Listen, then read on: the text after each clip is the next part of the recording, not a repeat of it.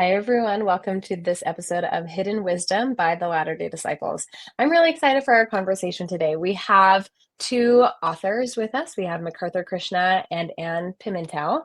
Ladies, thank you both for being with us. Would you mind just each of you taking a turn to share a little bit about yourself, who you are? Our audience is probably aware of you, but just in case. Yeah, I am Anne. I live in Utah with my husband and four boys. I graduated from BYU and served a mission in El Salvador.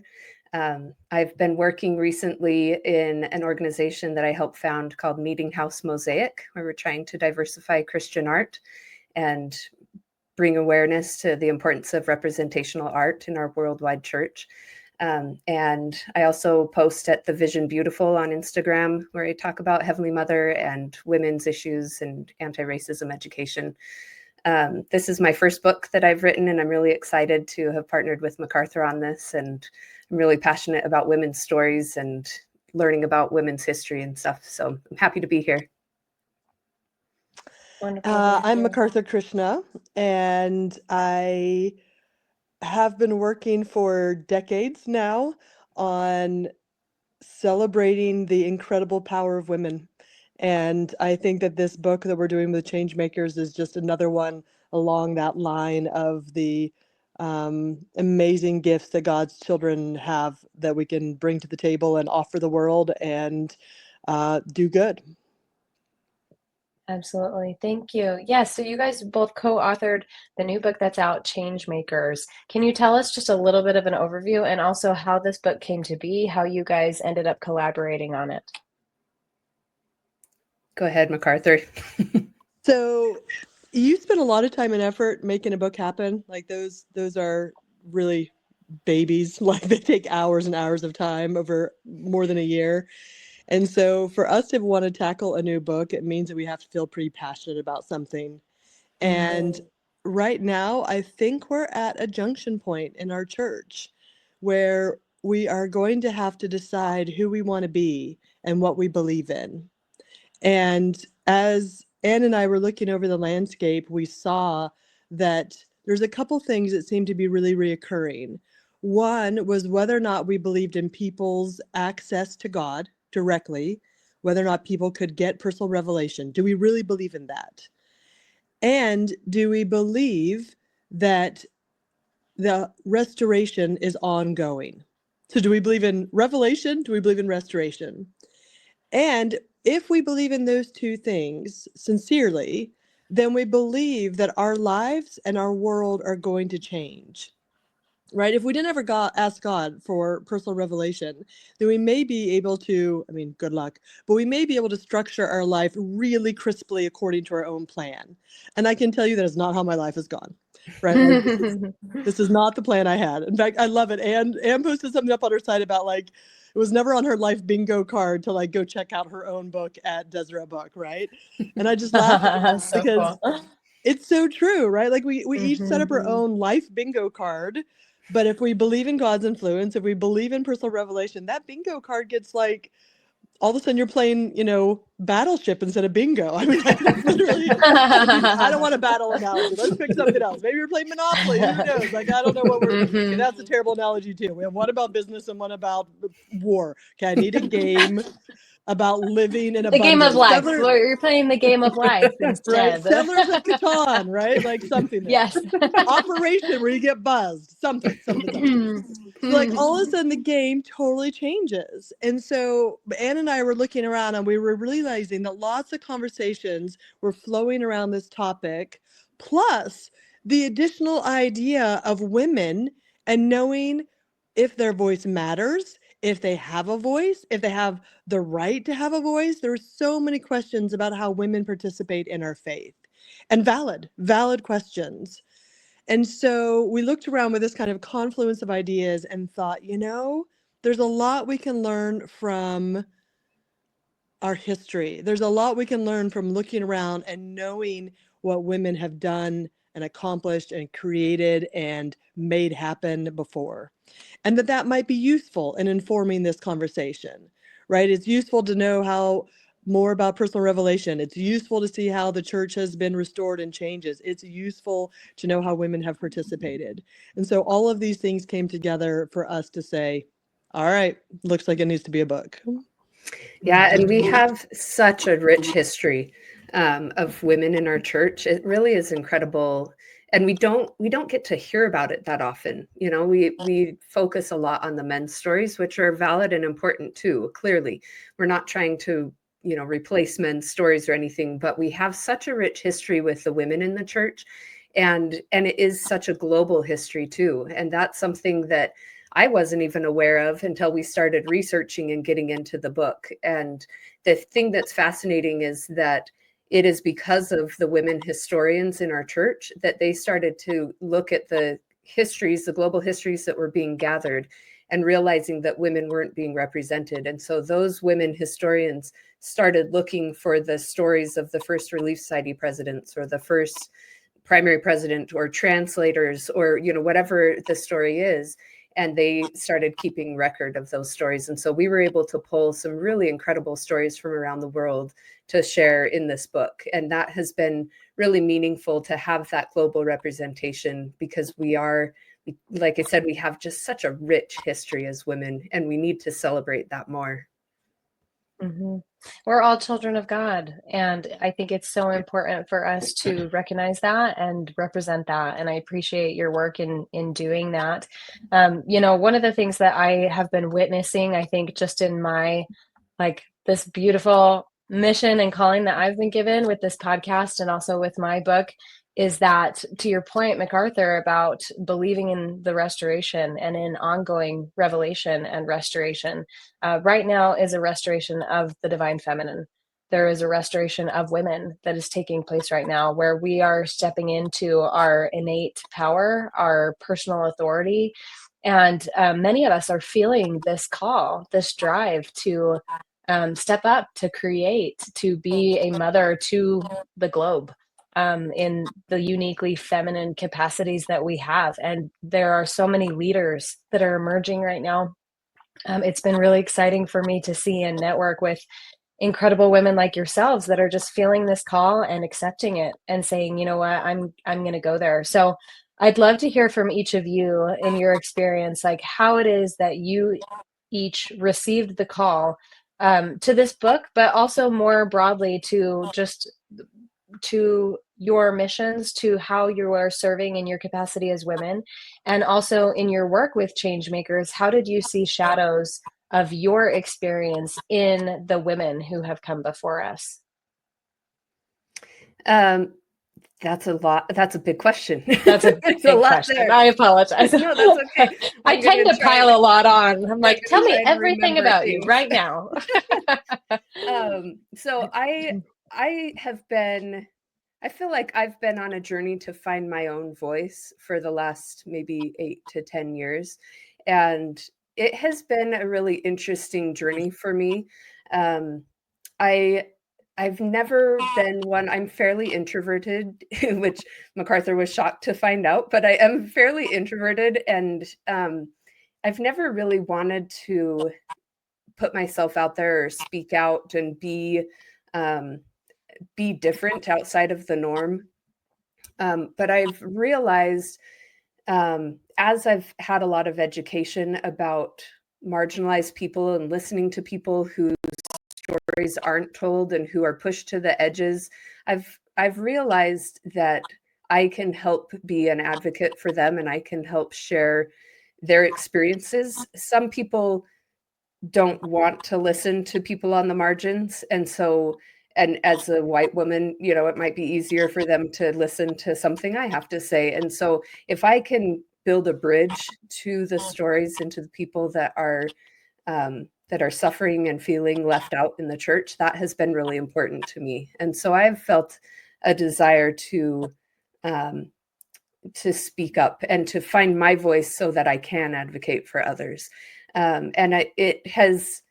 It has kind of culminated with this book, and hopefully not the end. I don't want this to be the end of my journey, but I've learned a lot about the importance of stories and telling your story. And just the fact that, like, as women, when we tell our stories, we are a community minded people. As women, we like to be in community, we like to talk, we like to interact, and not everybody is at the same place in that spectrum, but overall, I think that we do have a tendency to make connections in a different way. And I think that that is really a beautiful part of being a woman. And so when we share our stories, we give strength to each other and we help each other realize that we can do something more or different or approach something in a different way.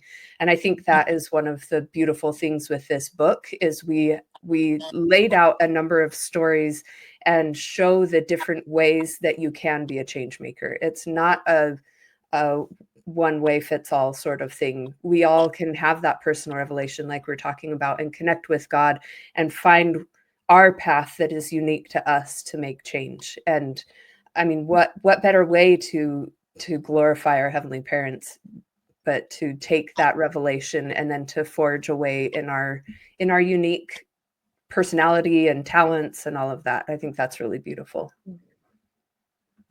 Thank you. I really appreciate your example too of being willing to let your light shine so that you can point to others and like illuminate others. I think that that's such a godly thing to do. And I see that pattern in our Heavenly Mother too, that like when she comes through and she shines and you start to see her, she's pointing to her son.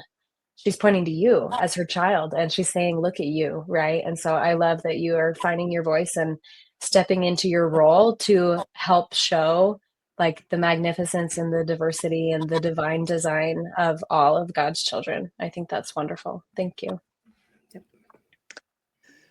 So I was 2 years old when my aunt came to visit, and she found me in the driveway of our house, buck naked on my tricycle. And she tried to convince me that maybe that wasn't the best plan for any number of reasons. I mean, there's sun and there's like scraping your body and there's neighbors, right? And I just was very like, yeah, yeah, yeah. She was like, it was 100% clear that you had a plan, right? And so, for better or worse, from a very young age, I've always had a plan. And that may not be grounded in reality. It may mean that I haven't fully considered all the repercussions, but by golly, I'm going to be in it. And quite honestly, we're now 40 some years past that moment. And I still think that personality trait, that God given personality trait to be like, just throw myself into things, is still how I function. And so when I see need, when I see holes, when I see, actually, the holes usually have to be pointed out to me. My other co author, Bethany's really good at pointing out holes. But when I see that there's a situation there or it gets pointed out to me, then I've got energy and I'm going to go out and try it. And that willingness to try things that I've never tried before now means I've done things that were not on the bingo card, right? Um, and I think that I've always been a person who is caring about the play of justice and mercy. I remember being in high school having a conversation with my mom, and my mom being like, life's not fair. And I said, yes, but you don't have to make it worse, right? And so this idea that whatever choices we make may or may not impact the grand scale of things, but it absolutely impacts our integrity about what kind of world we want to live in. So if I want to have integrity, I have to try to create a world that is kinder, that is more loving, that is more fair. Like we'll never get there. I understand that. I understand this is a 100%, tilting at windmills activity, but that for who I am as God's child means I have to try. Yeah, and I think that maybe there's some unbelief that you pointed out there that we all have. That's this idea of like, well, what's the point in trying because it's never going to be that way. I think that we're called because it can be that way. I like we have the capacity of God to create fairness and love and an environment of gratitude. And that starts, I think, on an individual level, but it's meant to extend, right? And so maybe we need to go back and evaluate our beliefs and say, is that really true? Is it really true that we'll never have a society that's fair? Well, I think it's true as long as we decide that we're never going to have a society that's fair. But if Mhm. we all buy in and say, no, that's a possibility. In fact, that's what Zion is, right? Like we can choose to opt in and say, actually, I'm going to be a part of building that, and I'm going to start now. So that's a And great this is something, yeah, question. Like, do yeah. we believe in Zion? Right? Mhm. Like, do we believe in revelation? Do we believe in restoration? Do we believe in Zion? Because if we believe in Zion and it's our job to build it, then that means look around. Yeah. Right. And we get so focused on the externality of that too. We think of Zion as like a golden city coming, from the sky or whatever. We have that view of it. But like at the end of the day, I've come to see that Zion is a state of being, and it starts inside. It starts with each one of us weeding out those false beliefs, those fears, those things that are not serving us, doing the healing work inside of ourselves, and then extending that to others and helping them do that. And I feel like that's what the invitation is for us right now as women. Like we are feeling so called to understand ourselves, but it's not meant to stop there. It's meant to help us birth into a new existence. Do you have any thoughts on that? I think that it is a call from our heavenly parents to always be progressing. That's something that we are fairly aware of in our religion. I think that um, that we don't want to be stagnant in who we are and how we're growing. We need to be growing. I think that we have scriptures like be anxiously engaged in a good cause and care for people, like do your the I think Jesus taught us to be action oriented, and that doesn't mean that we drive ourselves till we're we can't do anything till we're dead with just exhaustion. I don't think that we need to be on this hamster wheel of constantly doing things, but we should be engaged in things that will help further our heavenly parents' cause. And I think that we can find the ways that they are speaking to us so that we can have an impact on the world. And I think that we have to be really clear. One of the things that we intentionally did in the creation of this book is we chose a really wide range of how women impacted the world. And so there's women in the book who 100% impacted the structure of the church or impacted formal things about the church. There's also people who impacted their neighbors or impacted their families. And so we wanted to be clear that there's different skills, there's different motivations, there's different um, structural intersections.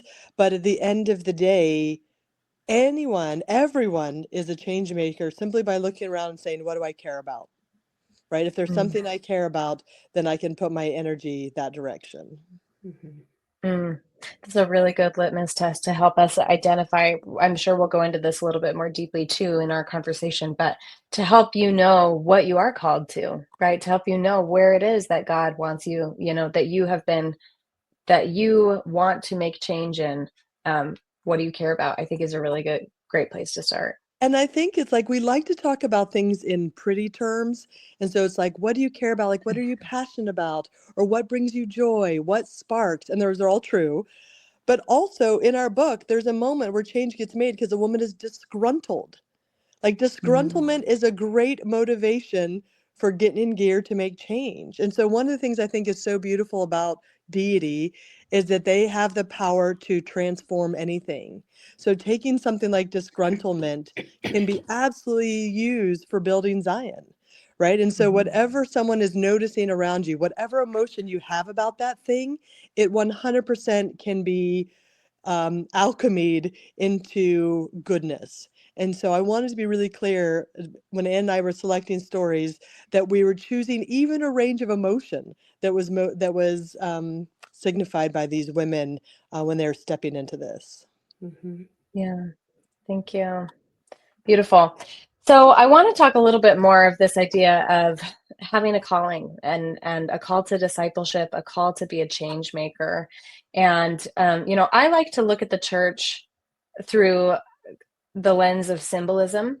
I think that a lot of what we have in the church is meant to be representing something higher. Sometimes we kind of get pigeonholed and like we look at things really literally in the church, and obviously that works for where we are. But I think it's kind of that as above, so below thing, that like we're in the below right now. That's not the highest thing that we can aspire to, but what can it be teaching us about what is? And so in the church, we have the system where maybe you receive a calling and it's extended to you from an external person. Someone who is in a a leadership position comes to you and says, I extend this calling to you. And I think that that is a really great representation of kind of a masculine motion of receiving a calling. If you think about the hero's journey, there's this call to adventure where the hero has to go outside of what is known and what is familiar. And what's interesting for women is that there's kind of this equal and opposite where the feminine motion is very internal. And I think that maybe a representation of that would be to receive a calling and it comes from your heart. And you feel this drive that is internal from you that then comes out of you in your words, in your expressions, and what you do. But sometimes because it starts inside, it's a lot less obvious than having someone come to you and say, I call you to do this thing. And I think that's part of the heroine's journey is getting familiar with our internal world and who we are as a being inside of us. So for the women that are listening, I agree. I think that we are all called to something. And it's going to be fit to what we came here to learn and also our gifts that we came here to bless other people with. So, how would you recommend a woman who's maybe hearing this for the first time and maybe she hasn't figured out what am I called to? We've talked about this litmus of, what am I passionate about? What emotions come up for me, positive or negative, that cause me to want to change? What are some of the other things that we can look to know, like, this is what God is calling me to do? How do we define that revelation? So I think that's a great question, but I want to back up half a step. So one of the things I think is really clear that we need to understand is if someone is called to be a change maker, this is in line with our definition of discipleship. And so there's some great quotes about, even our own scripture saying anxiously engaged in a good cause. And so when someone feels called to step in, I want to be really clear that we need to be aware of our own judgments. So sometimes when someone steps in and says, I would like to do things differently, I see another way to do this, we have, as human beings, hesitation towards change. And so one of the things I think we each need to do is kind of check our own reaction and say, change making is called of God. Change making is discipleship. And then pause and consider what our own is, but reserve judgments when we see that other people are on a change making path that may not be the path that we are called to. And so having that understanding that change making aligns with discipleship is actually a really important idea to have first before we get into how that happens and how that works. I think there's kind of two parts to this because I think we can get a calling, we can receive a calling, and we can look at that calling and think, am I doing this just because it's the way it's always been done? Or can I bring something unique to this that maybe will change some things? For example, right now, my calling is the compassionate service leader. And in my ward, the demographics we have in my ward, I call myself the funeral coordinator because basically all I've done is funerals. And I have made an effort to change a little bit how we do the funerals. It's not the same meal every time. It's unless a family wants the like LDS traditional ham and funeral potatoes. But I am wanting to change some of that. We changed how we do the signups and how the ward pays versus the ward members volunteer. We've changed some things within that, and so I think we're perfectly able to work within our calling and still be advocates for change if we see a need for something. The flip side is, like you're saying, when we feel called for something and it's not an explicit calling from a church leader. I think that when we are trying to figure out what we're called to, we have to be really intentional about where we're putting ourselves. Um, if we sit back in our comfort zone and we don't ever push outside or try new things, we're not going to find things that maybe we're passionate about. We're not going to have experiences and meet people that will lead us to experiences and understandings that we didn't have before. And to share another personal example of this, in 2020, I participated in a training to help women of color feel welcome and included in Relief Society. And it was a nationwide thing. And that was a really important thing for me to do because, like I said earlier, I was in this zone of educating myself about people who are different than me, people who are on the margins, who don't have the same experiences as I do. And so learning how to be more inclusive and kind at church was something that I wanted to do. So that's the first step of stepping into something that I wasn't doing before. And then when we finished the training, we were able to join these passion projects. And they were, it was just opportunities to kind of look at the structures of the church and see how we could help it be more inclusive. And so there were things like music or curriculum or art or different things. And so I picked the art one because I like seeing art. I have no art background, but I like to go to galleries. I like talking to artists. You know, that was just something that I had a little passion about already. And so through our meetings, that's how we decided to start Meeting House Mosaic, this nonprofit trying to get more diverse art. And so it was something that I had a small passion about, a small understanding, but I put myself in a place where I could learn and where I could interact with different people that had different experiences. And so through that, we were able to start this organization that has started to move the needle on the discussion of who should be represented in art at church and why our worldwide church art scene needs to change a little bit. And so that has been really meaningful to me to have those opportunities for change, to make change. But it wouldn't have happened if I was just sitting back and, doing whatever I was doing. I needed to put myself in that place to be able to learn and find out what my passions actually are. So I think intentionality as we're going about figuring out what we want to change or where we want to put our efforts, intentionality is really important. Yeah, absolutely. Thank you. Yeah, I appreciated, MacArthur, your connection between what we're talking about, being a change maker and the discipleship, right? I think sometimes it's really easy to get so fixated on Jesus Christ as our savior, and like obviously he is, and that's so important. But we almost forget the other half of the equation, which is that we are supposed to be doing what he did. And sometimes we discount ourselves and we're like, well, I'm not the son of God. I don't have the power to raise the dead. Like, I don't want to do that, And like, for sure, like there's a progression that we can be engaging in where our capacity grows and our spiritual gifts grow.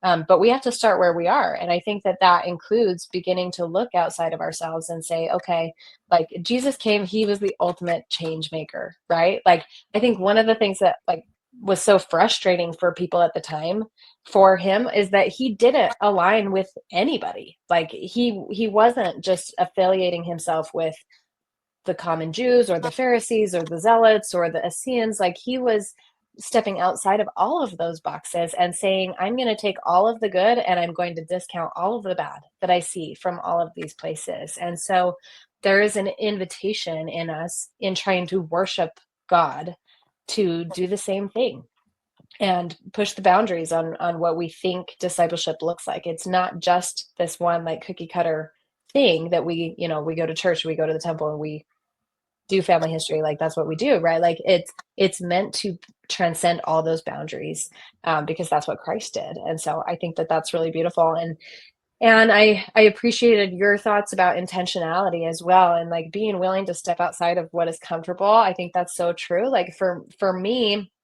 um, some of my audience probably knows this, but like I had no intention of starting a podcast. I didn't even listen to podcasts at the time, but like the Lord came to me one day and was like, I want you to start a podcast. And I was like, okay, how do I do that? You know? So, and gratefully he filled in the blanks, and he always does. Like when he calls you, he'll help you step into that role.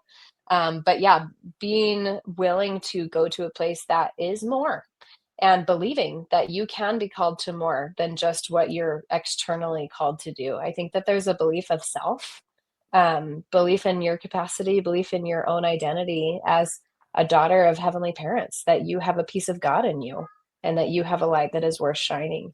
I also thought too, like I can almost sense that there might be some women listening to this and they're like, oh my gosh, like so overwhelmed. I can't even think of this conversation right now. I did want to like just step back and say too that in order, like the things that we're talking about, mission, purpose, service, like those things are all secondary to a sense of safety and a stability of self and like having resources, right? And so like I want to say that there might be some women that are like, I really love that idea, but I am surviving right now, right? And like I want to say that maybe what you first are called to do is to do the healing work with the Lord for yourself. And I think a lot of the times when we do that too, what you'll find later on is that your mess becomes your message. And that like maybe the hard things that you're going through right now, that's like, I can't even think of like stepping out and focusing on others. Although I think that there's a balance there because sometimes that helps. Sometimes that's what you are called to do. But right now, if you are feeling like, oh my goodness, I have no capacity for this conversation, like just focus on where you are right now. And the Lord can take those things and transmute them into a beautiful mission later on. Do you guys have any thoughts on that? Yeah, I think that we often think change has to be something big and grand, and it doesn't. Mm. You know, we can do little things too. In the book, we talk about Melissa Inouye, who is a church historian who passed away last year, and her change, the change that she helped do. I mean, she did a lot of great things. She was one of the church historians that gathered these women's stories, but her change that we focus on in the book is how she helped her children be more aware as they went out to school to look for people who were sad or were alone. She called them the green beans. Look for the green beans, because her kids would separate out the green beans on the plate and not want to eat those. They were pushed to the side. And so she would say, as she was dropping them off at school, look for the green beans. And it was a reminder to just look outside yourself and find somebody. And if that's what she was able to do at that moment, that's not necessarily a huge, impactful thing in that moment, but it was changing minds and helping her kids grow and broaden their horizons a little bit. And so, I think as women, and I have felt this, I look around the world and I see so many things that are hard and people that are struggling. I'm like, there's no way, I can't do it all. We're not asked to do it all. We're not asked to do everything, but we're asked to do something. And so, like you said, if that something is taking care of your mental health and trying to improve yourself, that's a really important step. And then when you get to a place where you can connect with somebody, go to lunch with somebody, go on a walk with somebody, there's little things that we can do along the way that will be impactful and could open doors to something bigger, even if we don't have to go big all the time, but it could give us different opportunities. Well, that's what I was going to say. One of the first things about being a change maker is always the first step is to turn and ask God. Like, God, I'm an instrument in thy hands, right? And that declaration like opens something different inside of us. And then there's you reach out when you think you can't do it yourself. The truth is you can't do it yourself, right? And so there's lots and lots of people to help lift, right? I love this story about the piano that had to be moved, right? And everyone just stood and lifted where they're at, and by that way they're able to move a big heavy piano. I think that was the story Elder Oakdorf maybe told in general conference. I think it was him, not sure, but I remember the visual image of that, of people reaching under and just like picking this up and walking with it. And I have to say that in my work, especially the work I've done on Heavenly Mother, I can't tell you the number of times women have come to me and said, this is an answer to my prayer. And the book itself and the talks itself were partly what they're referring to, but also they were talking about a moment or an opportunity to engage.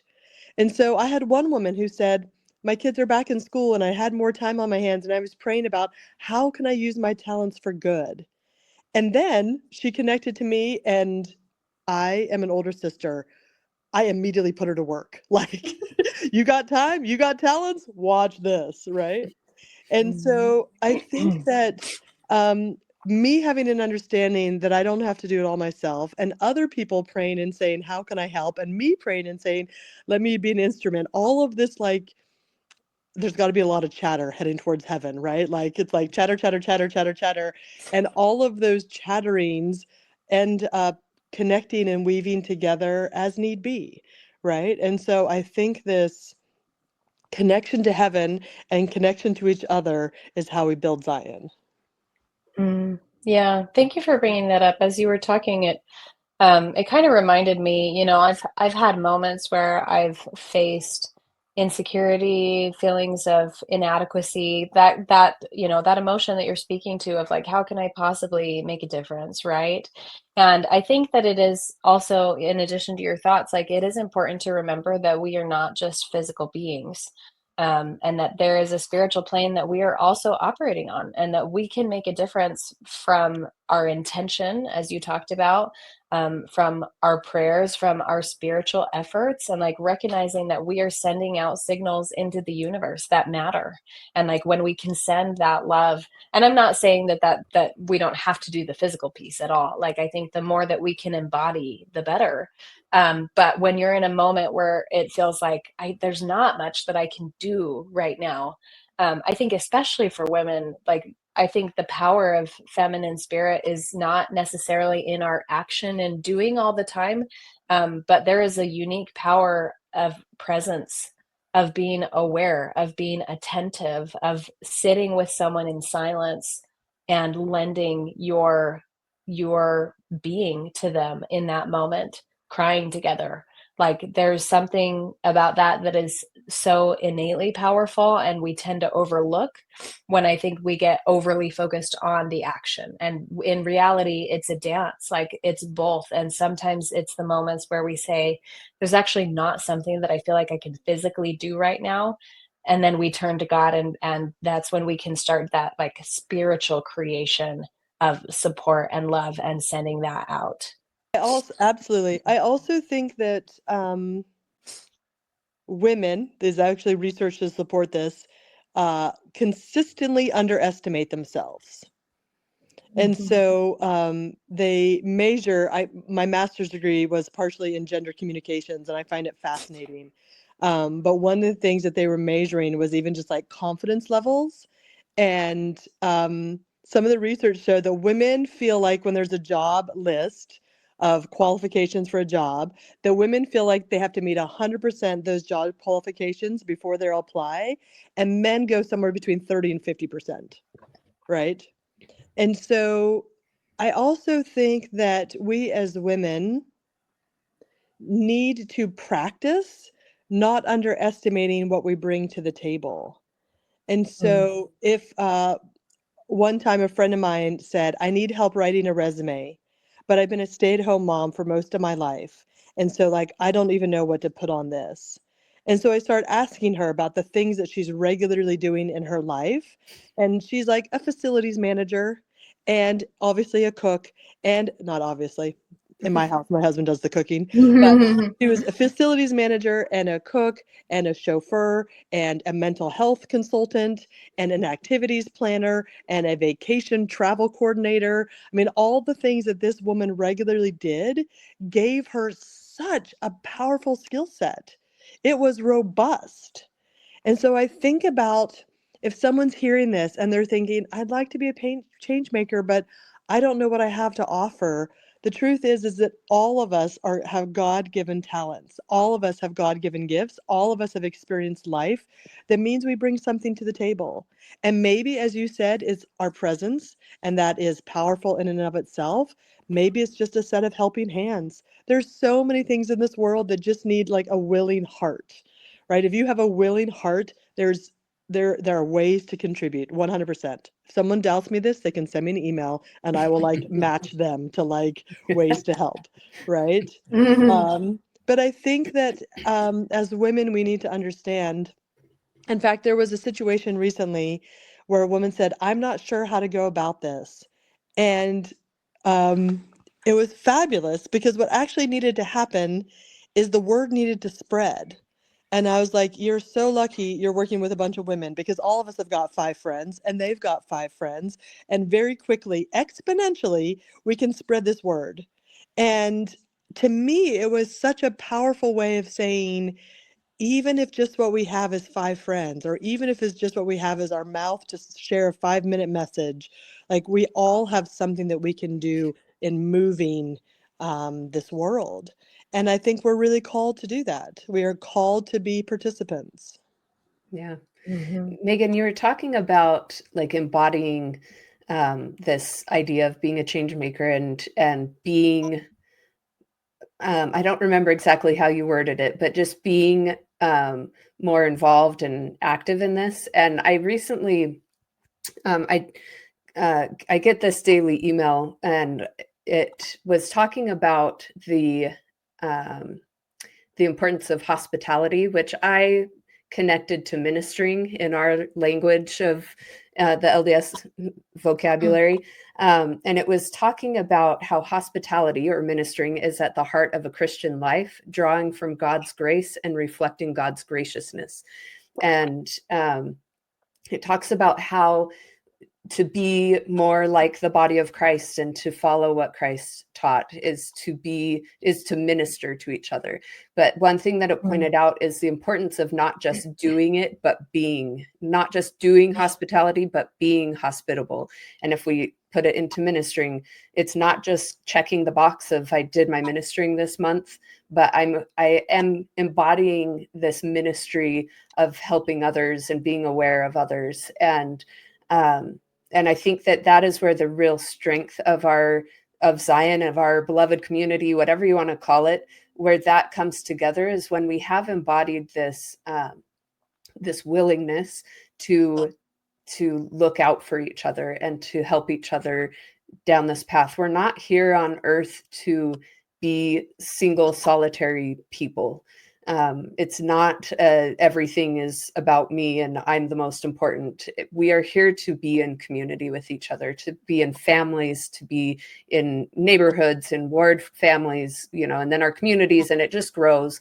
And I think that that is really beautiful when we can not just do things because they need to be done and we just are kind of void of any emotion with it, but we embody this God-given urge, I guess, to go out and help others, and having that willingness to do that, I think is, I mean, that's what the sacrament prayers say, that we are willing to take the Lord's name on us. It's not that we have to be perfect at it or have achieved something, but we're willing to always be working at it. And I think that's one of the most beautiful things about the gospel for me.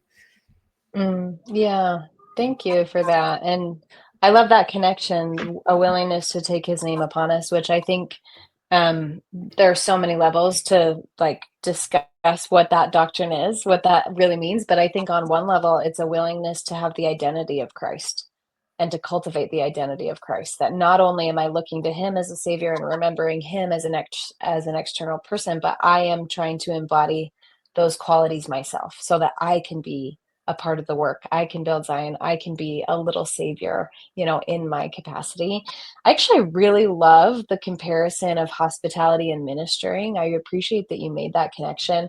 And like, what a different way to approach that, right? Where like ministering is still, it's kind of like the rebranded home teaching, visiting teaching. Mm-hmm. Like, it's kind of the same thing a lot of the time still, that we we're trying to find a way to check a box, right?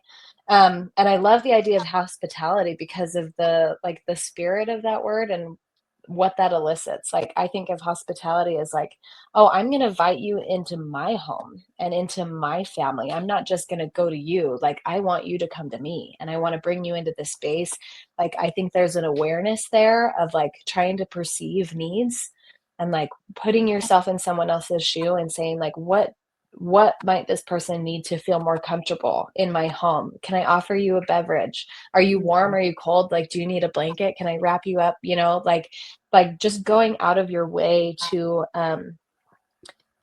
perceive needs, to be conscientious and thoughtful, and like ask questions too, like work with them to know what they need from you. Like, I think that if we approach ministering that way, it would be an entirely different experience. So anyway, that's a little bit of a tangent, but I just really appreciated that.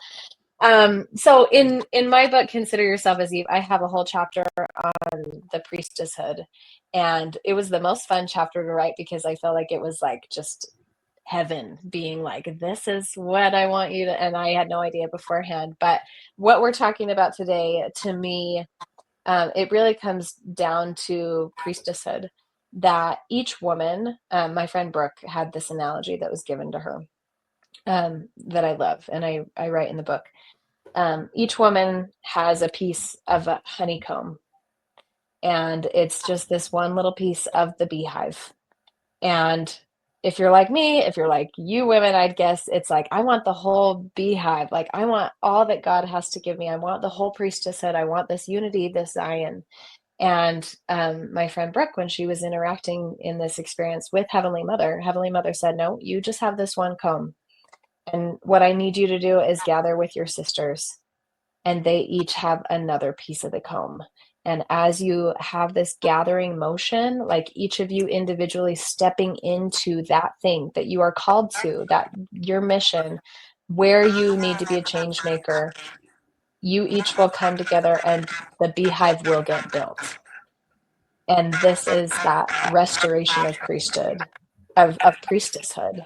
And it looks so different, right? Like, I think that there's maybe some aspect of us in our traditions that we're looking for that to come top down and say, this is how the women are going to be restored under Heavenly Mother or whatever. And that's not what I'm witnessing. What I'm witnessing is, as you both have witnessed too, each individual women stepping in and saying, I'm here and I love God, and this is what I'm going to do. And I'm going to produce services, and I'm going to create nonprofits, and I'm going to have products, and I'm going to collaborate with other women. I'm going to build a platform. Like, I see so many individual women that are just stepping into this place. And as they're doing that, to me, that is the restoration of the priestesshood that's going on right now. Do you have any thoughts on that? I think that, both things are important, that revelation and change definitely needs to come from a top down. That's part of having a living prophet that connects or Sure. communicates with God. But we should never just wait around for that to come.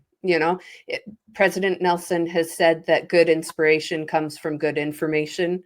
And so as we are doing the work and stepping into our roles and into our sovereignty as human beings and as daughters of heavenly parents, we're going to provide that information that our leaders need. And we don't get to tell them when to believe us, or when to take what we understand or know or want to see changed. We don't get to decide when that happens, because that's a different stewardship that we don't have. But we can definitely be working and providing that information from our inspiration. It just goes both ways. And so I think that we definitely need to be active and step into things, and help move the work forward, because we're better when we pattern our lives after our heavenly parents and work together as men and women in the church. Yeah, I love this story from the Old Testament where the land was in drought, and the prophet tells the people that they need to plant. And the people understandably think he's crazy, right? Because that makes no sense when you're in the middle of a drought, to waste your seeds. And but some people listen and some people plant. And when the rains come, then the people who'd listened, who'd felt the call, who used their energy and their resources, bore abundant fruit. And I think about this a lot as a person who um, can put out a lot of energy and may or may not see the actual results of that energy, right? And I think that for me, it's helpful to remember that it's just my job to plant. Like the state of the soil is not my job. What that looks like is not my job. And when the rains come is not my job. It is literally my job to plant. And so and the planting a field goes a lot faster uh, and more efficient and more abundant when you plant as a community. So I love the analogy your friend told you about each of us having a piece of the honeycomb, and that when you connect all those pieces together, then you can really live an abundant life. You can create abundance together. And so I think there's something about those intersection of analogies that's somewhere between we all need to be planters and that we don't do it alone, right? That it's not just like that the results are better when you plant together, but it's the process, right? As Anne was talking about, this idea that we live in community, that we become refined in community. The refiner's fire is often through community. C.S. Lewis talks about it's easy to be a Christian until you hang out with other Christians, right? And so it's this idea that together we have an opportunity to get our edges bonked off and learn and grow with each other. And so there's something not just in being more effective to build the beehive, to build Zion with your different honeycomb pieces, but there's also something that in the process that has a refining power that we don't get quite in the same way. Yeah. Yeah. Thank you. Yes, I agree. I think that with God, the answer usually is both, right? Uh-huh. And that's being able to sit in the middle of that paradox of like, yes, it is an individual thing, and also it's a group thing, and being willing to shift your position in that when it's needed. And that's why that divine guidance piece is really, really important. Well, thank you, ladies, so much. Do you have any final like thoughts or maybe an invitation that you would extend to the women who are hearing this and maybe considering how they can be a change maker? I think the best invitation is just to jump in. Don't be afraid to speak up.